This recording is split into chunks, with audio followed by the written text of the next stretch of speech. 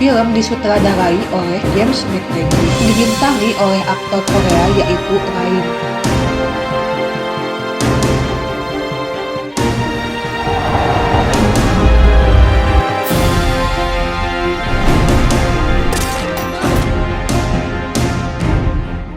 Awal dari pimpinan Yakuza yang berlokasi di Osaka sedang menato punggungnya. Dia terlihat marah karena merasakan kesakitan saat ditato menggunakan alat tradisional. Si tukang tato yang sudah tua mengatakan kalau ada orang yang merasakan kesakitan saat ditato, maka tidak cocok hidup di lingkungan keras. Pimpinan Yakuza itu marah dan menodongkan senjatanya. Kemudian datang salah satu anak buahnya membawa sepucuk amplop yang berisi pasir hitam. Tukang tato merasa ketakutan melihat isi amplop tersebut. Hal itu menandakan akan ada pembantaian di tempat ini. Pimpinan Yakuza dan anak buahnya tertawa menganggapnya lelucon. Tukang tato menjelaskan dulu ada seseorang yang menerima amplop pasir yang sama. Lalu terjadi pembantaian dan dia menunjukkan luka bekas tusukan di dadanya. Terlihat luka bekas tusukan sebelah kiri. Kakek itu merasa beruntung karena sejak lahir jantungnya berada di sebelah kanan. Berbeda dengan orang pada umumnya. Sejak kejadian itu, kakek menato ninja di dadanya untuk mengingat kejadian itu. Para Yakuza tertawa dan mengolok-olok kakek itu. Mana ada ninja di zaman modern ini. Tiba-tiba kepala salah satu anggota Yakuza terpotong. Mereka semua panik dan ketakutan. Terdengar suara pedang mengayuh dari segala arah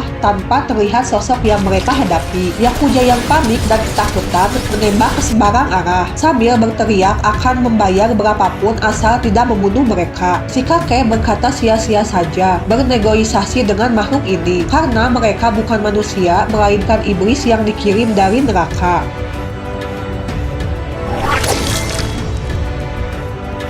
Shin berpindah ke kota Berlin. Seorang agen bernama Mika, dia memberikan penyelidikan kepada atasannya bernama Maslow tentang hasil pembunuhan misterius. Mulai dari pembunuhan Ratu Korea oleh klan Ninja Ojunu. Mika menyelidiki berkas terdakwa di mana jaksa menanyakan pembayaran 45,3 kg emas kepada klan Ojunu yang tidak pernah dibahas lagi sampai sekarang. Jumlah itu sama dengan kelompok Yakuza membayarkan 45,3 kg emas kepada klan Ojunu yang berujung pembantaian klub Yakuza Machi di Osaka sebelumnya. Mika berkata klan ini menculik anak-anak jalanan dan melatih mereka menjadi mesin pembunuh. Maslow merasa ini tidak masuk akal dan tidak mempercayainya.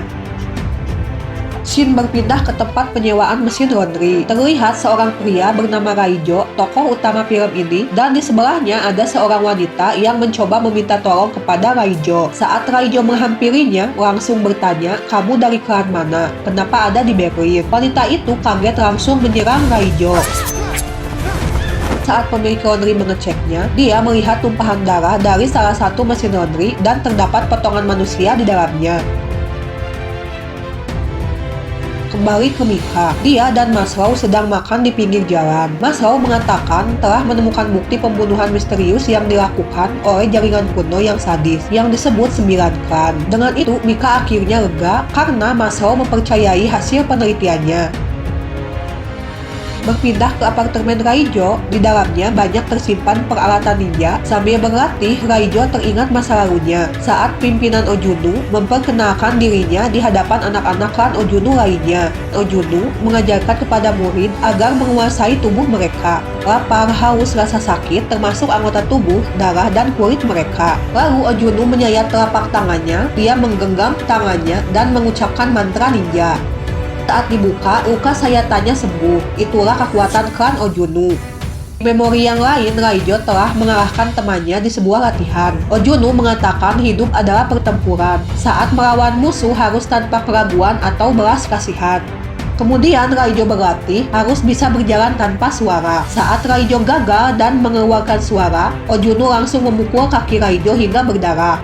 Malam harinya, Raijo yang tidak bisa tidur diobati oleh teman sebayanya yang bernama Kiriko. Kembali ke Mika. Dia menemukan bukti rekaman CCTV. Saat diputar, terlihat wajah Raijo di dalamnya. Shin berpindah ke Raijo remaja. Dia bertanding dengan teman sebayanya. Awalnya Raijo mengendalikan pertarungan, namun lawannya menggunakan cara licik hingga bisa mengalahkan Raijo. Kemudian Ojunu menghampiri Raijo bahwa rasa sakit yang Raijo rasakan bukanlah rasa sakit yang sebenarnya. Kemudian Ojunu menekan perut Raijo sambil mengatakan bahwa inilah rasa sakit yang sebenarnya dan Raijo harus bisa bertahan 1 malam. Keesokan paginya, saat Ojunu menemui Raijo, terlihat Raijo sudah bisa mengendalikan rasa sakitnya. Shin berpindah kepada Mika. Dia menemui Maslow, mengatakan ada pihak yang mengawasi kita yang tak ingin kasus 9 klan ini diselidiki. Maslow mengatakan kasus ini bukan kasus sembarangan. Banyak orang-orang penting dunia yang terlibat di dalamnya. Klan-klan pembunuh itu dilindungi oleh oknum-oknum cabal globalis.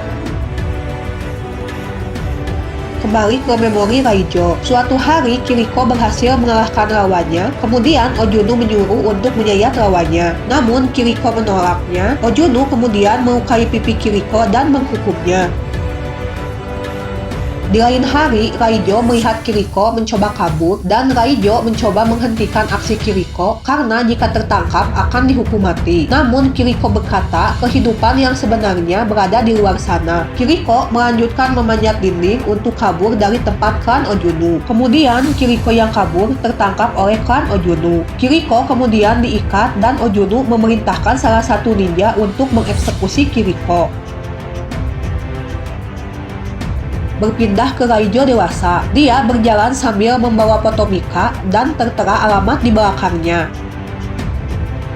Sementara di tempat Mika, Maslow memperingatkan akan ada bahaya yang mengintai mereka karena Maslow tidak pernah dicurigai seperti sekarang selama masa karirnya. Dia diperiksa oleh Propos dan lain-lain. Maslow menyuruh Mika cuti dan membawa sebuah pistol. Sesampainya di depan rumah, ternyata rumah Mika sedang terjadi pemadaman listrik. Tak disangka, Mika menemukan amplop putih berisi pasir hitam di dalamnya. Tak lama kemudian, terlihat pedang mengayun ke arahnya dan tertahan oleh rantai. Ternyata ada 2 orang ninja di sana. Mereka bertarung di dalam gelap. Terlihat salah satu orang ninja berhasil dilumpuhkan. Kemudian salah satu ninja muncul dalam gelap. Dia adalah Raijo yang telah menyelamatkan Mika. Mika terlihat mengenali Raijo dari rekaman CCTV.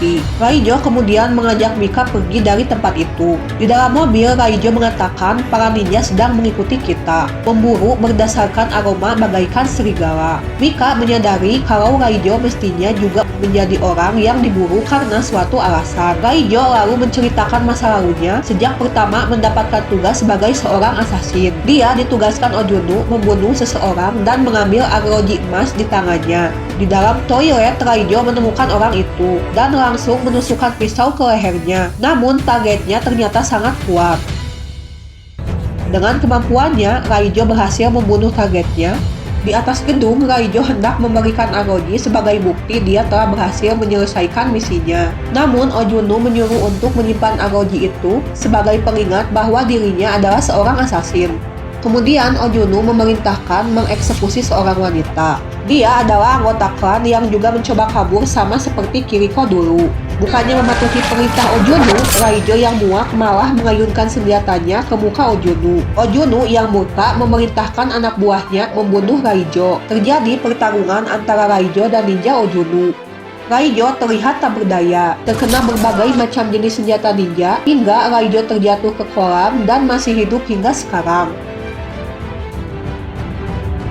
Kemudian Raijo dan Mika masuk ke penginapan. Raijo menyuruh Mika mandi dan mengganti bajunya. Setelah selesai, Raijo membawa rok di dekat tubuh Mika agar aromanya tidak tercium oleh ninja Ojunu. Kemudian Mika membawa Raijo bertemu Maslow di suatu tempat tersembunyi. Raijo merasakan kejanggalan dan memperingatkan Maslow akibat ulahnya akan ada banyak nyawa berjatuhan. Mika terlihat bingung. Tak lama kemudian muncul banyak tentara dari berbagai penjuru untuk menangkap Raijo dan membawanya ke sebuah markas. Mika yang kebingungan meminta penjelasan kepada Maslow. Dia berkata ada seseorang sangat berkuasa memerintahkannya menangkap Raijo. Tidak punya pilihan lain, hanya bisa mematuhinya. Lalu Mika diberi sebuah alat pelacak untuk berjaga-jaga. Kemudian Mika menghampiri Raijo dan memberikannya minum. Raijo memperingatkan Mika, para ninja sudah tahu lokasi kita saat ini. Mika memberitahu Maslow tentang ancaman ninja. Masao dan tim yang bersenjata lengkap menganggap remeh hal tersebut. Tiba-tiba lampu padam, Mika bergegas berlari menuju Raijo. Para tentara mencari tahu apa yang terjadi. Satu persatu tentara tumbang diserang ninja. Lalu Mika mengambil kunci di tentara yang tewas untuk membuka rantai yang mengikat Raijo. Raijo menyuruh Mika mengambil mobil yang berada di dalam parkiran. Saat Mika pergi, muncul puluhan ninja. Raijo bertarung dengan puluhan ninja Ojonu. Mulai kelelahan melompat menghindari serangan ninja. Dia berlari di jalanan kota. Para ninja terus mengejarnya hingga seorang ninja berhasil menebas Raijo. Lalu muncul Mika menabrak ninja itu. Mika bermaksud membawa Raijo ke rumah sakit, namun Raijo menolaknya. Mika kemudian membawa Raijo ke sebuah hotel. Raijo berbaring dengan luka di sekujur tubuhnya. Dari luar hotel, Mika melihat beberapa bayangan yang masuk ke ruangan Raijo. Pagi harinya, polisi yang datang hanya menemukan Mika duduk sendirian. Para ninja Ojonu membawa Raijo pergi.